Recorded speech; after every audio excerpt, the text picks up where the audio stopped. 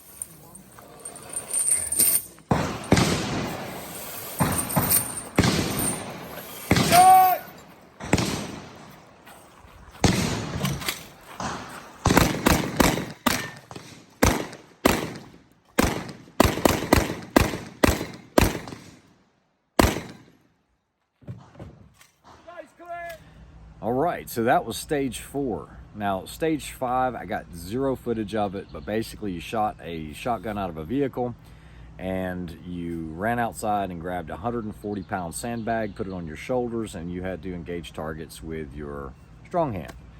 Now, if you had to do a reload, you know, a lot of guys don't practice this. The easiest way to do that is drop your mag, reinsert your pistol into the holster, take a magazine, insert it into the mag well, take your pistol back out of the holster, and now rack it off the rear side or the RMR or whatever's easiest for you. So I didn't get any footage of that, but every stage was like that. It had a really strong physical element. These SF guys must just love dragging stuff and carrying stuff. I will tell you, the shotgun ran great. That R&R Customs for 5 stages, I didn't have a single flaw. except for one thing that was my fault. You remember I talked about that big gargantuan magazine release? Well, I hit it twice on the same stage inadvertently, just going to that safe index finger position, and I tapped it and it fell out. And then I picked it back up, re-racked it, and put my finger on the side and it fell out. So always be familiar with your equipment. I am going to go ahead and chop that down like I was advised to when I bought it. And so let's check out some of these shoot house stages. Really tough to get some video, but the shoot houses were awesome, crazy fast. And like I said, really a big honor and privilege to be able to shoot this match. Check it out. Cool. Shooter, are you ready? Ready! Stand by!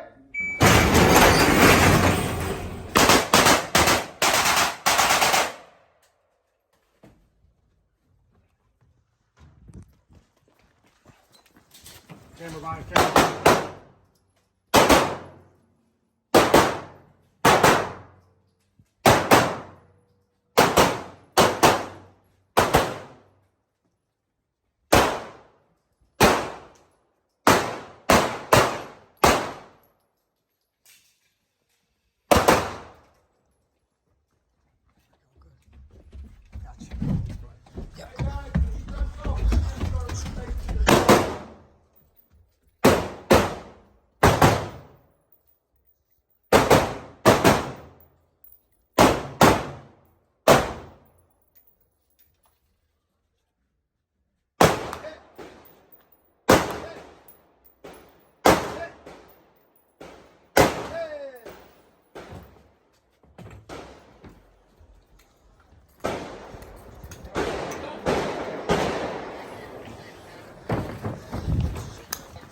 All right, so that stage was pretty cool.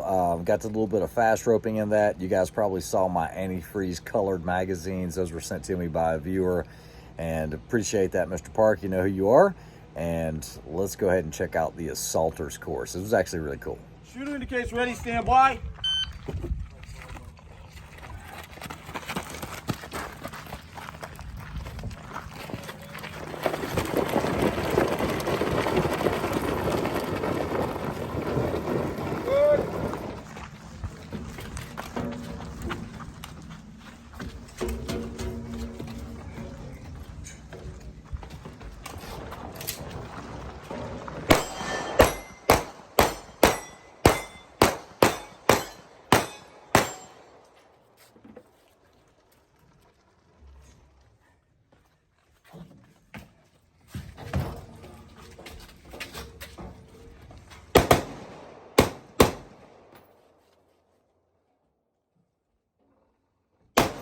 Impact!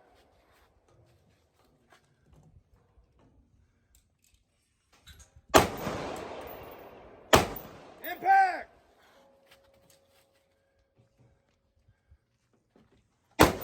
Impact!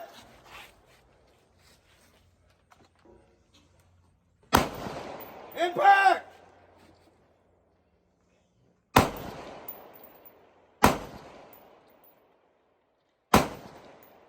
Impact!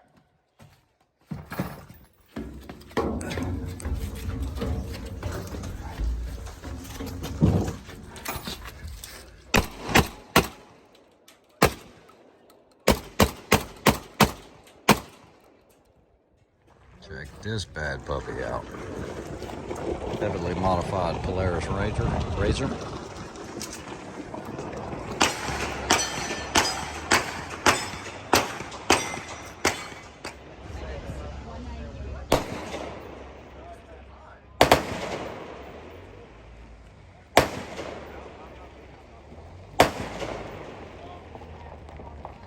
All right, so now you really get an idea of how things were at this match. Just extremely physical, and it was a lot of fun. Kind of reminds me of back in the day when MGM was doing the Ironman out west, and those were brutal as well, but nothing like this one. This one just had a lot more meaning because of what it's for. And you know, guys, the end, the memorial was just, it was one of those, it was just, you know, just, it jerked on the heartstrings for all the guys that have died for our freedoms. And don't ever forget that, not just them, but everyone that has died for our freedoms. Now, at the end of the award ceremony, I found out Joe Farewell, congratulations to him. He got overall winner, and he got first open civilian. And believe it or not, I somehow was able to take away a second place open civilian. This is an axe by CRKT, Columbia River Knife and Tool, and it's got the Duskin Memorial 3-gun on here, the logo. And you know, I'm gonna cherish this more than pretty much any other trophy I've ever won. It just means a lot to me, and I feel really privileged to be able to be asked to be in that match. I hope you guys enjoyed some of that match footage. I'm not real big on putting match footage out there, and for anyone that came up and said hello and said they enjoyed the channel, I really appreciate you guys watching, appreciate what you guys do. So you guys take care, have a great weekend. We'll talk to you soon.